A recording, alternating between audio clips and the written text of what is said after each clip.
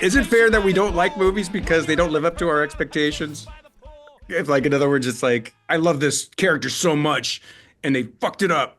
Is that fair? Um, it's it's weird because I had that similar discussion with like the Game of Thrones ending or things like that where people would say the writers and creators are under no obligation to like please you, the viewer, you're the consumer. And I'm like, well, you can kind of fuck off with that because like I without my money you wouldn't exist. So like let's say at the end of Lord of the Rings trilogy, Gandalf just starts doing the Gangnam style dance using hula hoops and cartwheeling through Mount Doom. And you're like, that doesn't make any sense. I don't like that. And you're like, well, JRR has no obligation to appease you. It's like, well, it's still got to align with. So Yep. there is that careful balance of like, So my yeah. my whole thing is I'm kind of on the fence of both sides. So there is no obligation to please fans or Mhm. anything. It's a creative Well, outlet.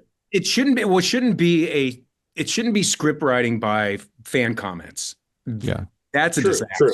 That's a disaster. Um, Yeah. so I would agree. There's no obligation for the creative body to create the character which you believe, which also each individual person is going to have their own version of whatever they like. So that's never going to work.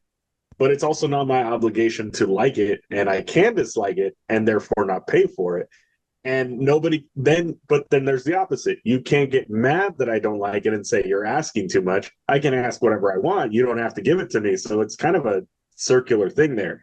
Now, when things fail, you can't say every fan is toxic, which I know that now in social media and stuff, it can get very terrible.